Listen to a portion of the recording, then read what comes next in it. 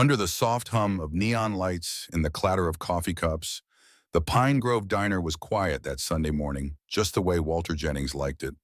For nearly a decade, the 79-year-old Navy medic had followed the same peaceful routine church at 9 Haro breakfast at Tinananhasurasi, then back home to tend his garden. Table 6 by the window was his spot. It had the best sunlight for reading and just enough room to balance his crutches against the wall without blocking the aisle. Walter moved slowly with a practiced grace that came from decades of adjusting to life with one leg. He wore a plain jacket with a small Navy medic pin on the collar, and around his neck a faded plastic ID marked Disabled Veteran, U.S. Navy. He wasn't looking for attention. He just wanted coffee, eggs, and the peace that came with routine. But this morning wasn't routine. As Walter eased into his chair, the new manager, Kyle Benson, barely 30, sharply dressed, and clearly trying to impress someone, approached with a clipboard in hand and a look of impatience. Sir Kyle said loud enough for several tables to hear, "I'm going to have to ask you to move. This table's reserved for customers who order full meals, not just coffee." Walter blinked. "I've already ordered. Been coming here for years." Kyle crossed his arms.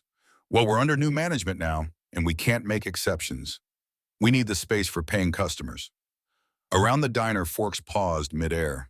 Eyes glanced up from menus, but no one said a word. Walter reached for his crutches, his face a mixture of confusion and quiet shame. As he tried to rise, the lanyard holding his ID slipped off his neck and hit the floor with a dull slap. The words Vietnam Veteran stared back from the cracked plastic. Still no one moved, until they did. At table 9 near the back, 3 men stood up in unison.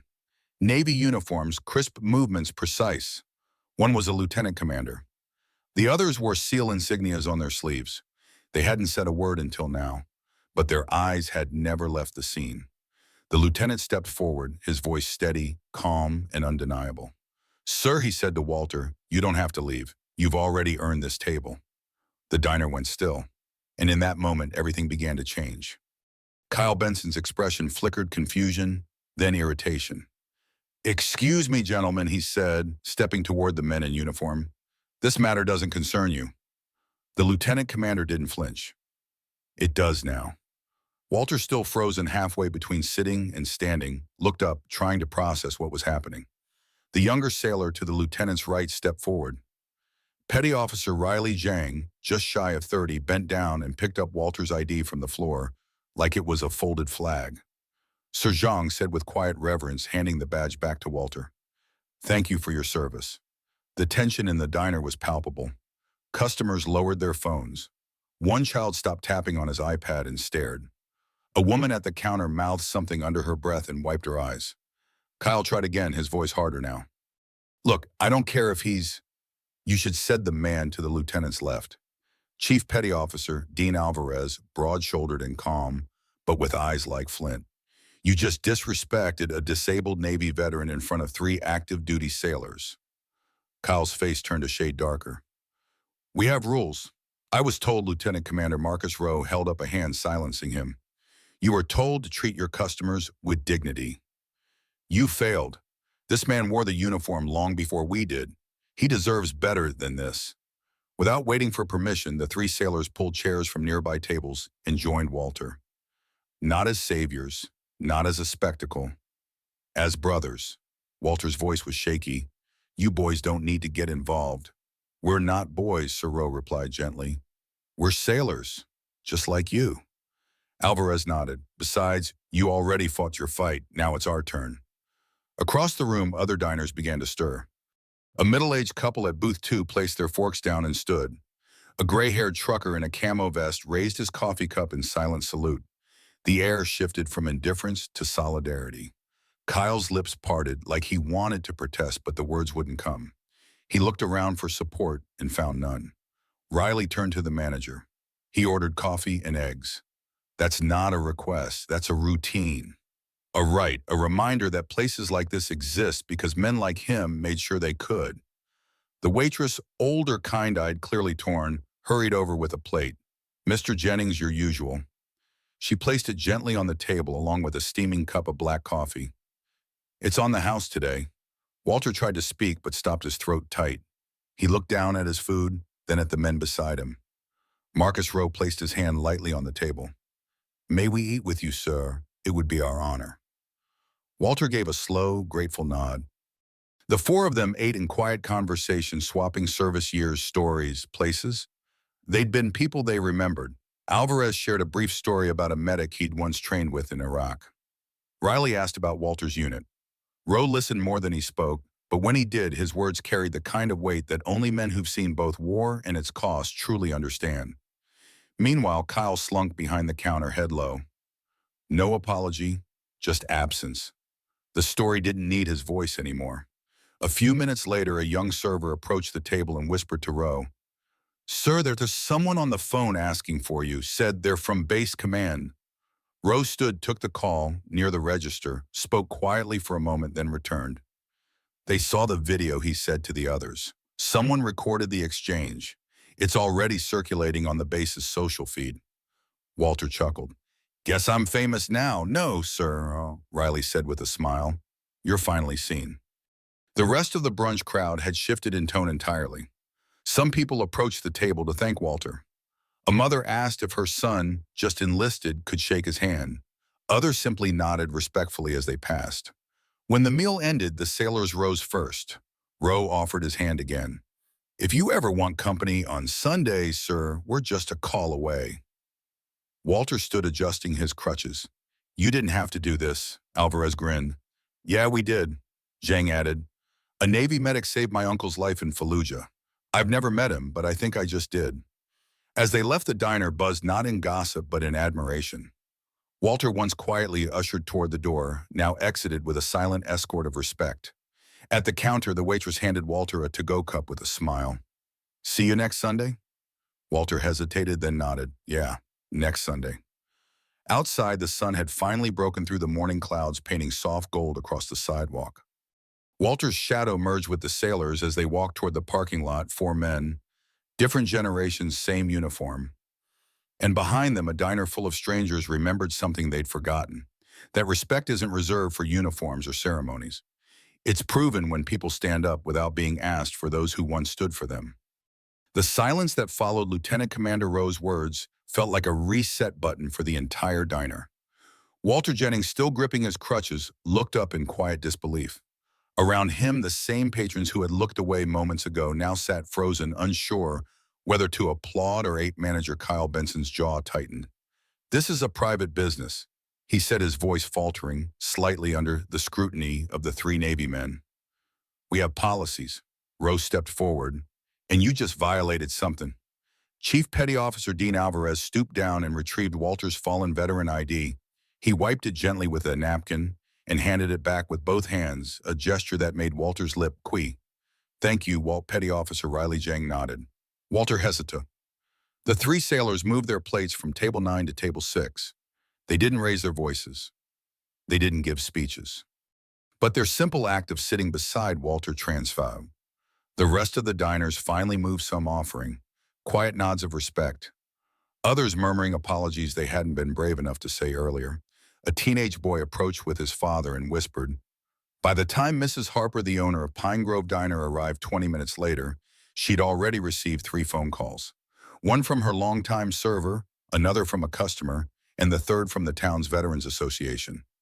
The moment she stepped inside and saw the 3 sailors with Walter and the stiff look on Kyle's face, she understood immediately. "Kyle," she said, her voice calm but icy. "My office, now." He started to argue, but the look on her face left no room for discussion. Inside the office, Mrs. Harper listened in stony silence as Kyle fumbled through excuses about revenue and policy. When he was done, she folded her arms. "You don't belong in my diner," she said. "Pack up your things." Kyle was out the back door by noon. That afternoon, Mrs. Harper walked over to Walter's table, now surrounded by the 3 sailors and a growing group of onlookers. "Mr. Jennings," she said softly, "I owe you an apology.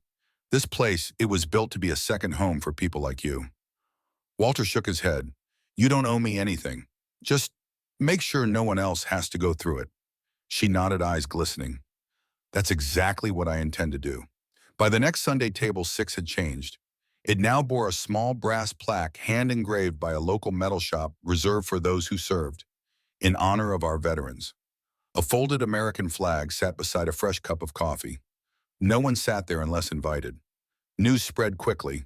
Photos of the incident, along with a short write-up, had made their way to local newspapers and online veteran forums. But what captured people's hearts wasn't just the confrontation, it was the quiet dignity of how the community responded. The following weeks saw a growing tradition take root. Veterans from all across the county began arriving on Sunday mornings. Some wore uniforms, others came in street clothes only identified by worn ball caps or quiet pride. The three sailors, Roe, Alvarez, and Zhang, returned regularly, forming a bridge between generations. The Pine Grove Diner transformed. What had once been a sleepy local eatery was now something of a living tribute. A section near the back was renamed the Veterans Corner, with framed photos of service members donated by patrons. A retired Marine added a shadow box with his medals. An Air Force pilot brought in a signed flight log. Walter donated one of his Navy Corpsman patches. High school students, church groups, and military families came to observe what they now called Honor Hour. Some came to learn, some came to thank, and some, like Walter, came simply to belong. But perhaps the most surprising moment came 6 weeks later. One quiet Sunday, just as the rush was thinning out, Kyle Benson walked back through the front doors of the diner. He wasn't wearing a suit this time, just jeans, a plain shirt, and an expression that held no trace of arrogance. Mrs. Harper spotted him first and stepped toward the counter. Before she could speak, Kyle raised his hand gently. "I'm not here to argue," he said. "I just wanted to apologize." The room hushed. Conversation slowed. Even Walter turned from his table surprised. Kyle stepped toward Walter and bowed his head. "I didn't understand what I was doing that day," he said. "I thought I was following policy. I didn't realize I was breaking something much more important." Walter stared at him for a long moment. Then he nodded. "Understanding comes late sometimes, but it's still welcome." Kyle cleared his throat. "If there's anything I can do, volunteer, serve coffee, clean floors, I just want to make it right." Mrs. Harper spoke gently. "You can start with Sunday mornings, veterans breakfasts." And so redemption began. Quietly, earnestly. Kyle showed up every Sunday in an apron, no longer a manager but a servant of the people he had once ignored. Over time, he learned the names, the stories, and the silent codes of honor that stitched those tables together. Walter never missed a week, and while he didn't speak often, he always noticed the coffee Kyle poured. And one morning, as Kyle refilled his cup, Walter looked up with a faint smile. "Not bad," he said. "You're learning." Over the following months, the honor table became more than a symbol. It became a magnet. Each Sunday, the Pine Grove Diner filled with conversations layered in decades of memory, the cautious tones of younger sailors, the worn laughter of old Marines, the quiet nods shared between veterans who didn't need words to understand each other. And at the center of it all was Walter Jennings, never seeking attention, but somehow drawing people in with the calm gravity of someone who had survived war and built peace in its aftermath. He always arrived early. The same battered Honda, the same steady steps with his crutches. He'd sit at a different table now, never the honor table, but always close enough to watch it. His place became unofficially known as Walter's Corner, where anyone was welcome to join if they brought an open mind and a willingness to listen. And listen they did. Veterans from Korea, Vietnam, Iraq, and Afghanistan all found themselves gathering around him. They shared stories not of glory but of comradeship, of the ones who didn't come home, of mistakes made and lessons carried. Walter never preached. He asked questions. He laughed when others laughed. And sometimes he just sat in the silence, letting others fill the air with memories that had long gone unspoken. Kyle Benson, the former manager turned weekly volunteer, showed up every Sunday without fail. He wore a plain apron, his once sharp hair now tamed into something humbler. He never asked for acknowledgement. Instead, he served plates, refilled coffees, and took careful note of every preference, treating each veteran like a returning family member. And most importantly, he always asked Walter directly what he needed before assuming anything. Walter watched Kyle with quiet eyes. There was no dramatic forgiveness, no formal apology. It wasn't needed. Forgiveness, Walter believed, was something you earned through consistent action, and Kyle was proving that every single week. When local high school teacher Miss Ramirez heard about the weekly gatherings she arranged to bring her students once a month, they sat respectfully around the honor table, notebooks in hand, but more often forgetting to write, too engrossed in the living history unfolding around them. One Sunday, a student asked Walter, "What do you think courage means?" He thought for a long moment, eyes scanning the faces around him. "Courage," he said finally, "isn't about being fearless. It's about standing firm when your knees want to buckle. It's about seeing someone treated wrongly and deciding quietly that you're not going to let it slide even if you're scared." Another student asked why he never sat at the honor table himself. Walter smiled. "Because it's not for me anymore. It's for everyone who never made it home. I come to honor them, not to replace them." A few weeks later, the honor table received another addition, a framed black and white photo of 4 young sailors from Walter's unit in Vietnam. All of them had died in action. The caption below read, "The ones who held the line so others could come home." Walter never said who placed it there, but those closest to him suspected it was his quiet tribute. As word of the Sunday gathering spread, nearby towns sent their own veterans to visit. The diner's staff added more tables and expanded Sunday hours. Local businesses offered free coffee for vets. The county's Veterans Affairs Office even used the Pine Grove Diner as a recruitment hub for counseling and health services. And through it all, Kyle kept serving. One winter morning, with snow lining the sidewalks and breath visible in the air, Walter arrived later than usual. Kyle met him at the door, gently took his crutches, and walked him to his usual seat. Without prompting, he placed down black coffee, extra hot, and 2 napkins. One for Walter's lap, one for his shaking hands. "You're getting better at this," Walter said with a grin. "I have a good teacher," Kyle replied. That same morning, Walter noticed a young woman sitting alone at the honor table. She wore a simple army sweatshirt and stared down at her coffee with haunted eyes. Walter made his way over slowly and sat across from her. "First time here?" he asked. She nodded. "My dad used to sit at tables like this, every week. Never talked much, just listened." Walter nodded. "Sounds like a good man." She looked up, eyes watering. "He died last year. I didn't know where else to go." Walter placed a hand over hers. "You're in the right place now." Wordlessly, Kyle brought over a second cup of coffee and sat it in front of her. No one asked who she was. No one needed to. She belonged. That moment, small, unannounced, and unseen by most, was what made the Pine Grove Diner different. It wasn't about grand gestures. It was about consistency. About seeing someone's pain and choosing to sit beside it. About remembering that service never truly ends, and neither does the need for connection. Later that day, as the last patrons trickled out and the chairs were stacked for closing, Kyle turned to Walter. "Do you think they'll keep coming?"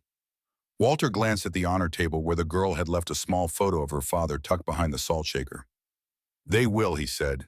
"As long as someone remembers why we stand up, they'll keep coming." The diner lights dimmed, but the warmth remained. Outside, the snow continued to fall gently.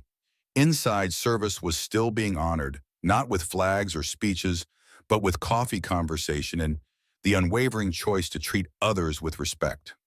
3 years later, the Pine Grove Diner was quieter on Sundays. Not emptier, never that, but quieter. Walter Jennings had passed away peacefully in his sleep, his crutches leaning neatly against the wall by his bed, as if he meant to use them one more time. His funeral drew veterans from across the country, some who had never met him, but felt they knew him through the stories shared at the honor table. That table, now draped in a folded American flag and adorned with a small bronze plaque, remained permanently reserved. Visitors came from different states just to sit nearby, leaving handwritten notes, old dog tags, and challenge coins beneath its glass surface. One corner held a laminated copy of Walter's final letter, addressed to future sailors, written in careful penmanship just months before his passing.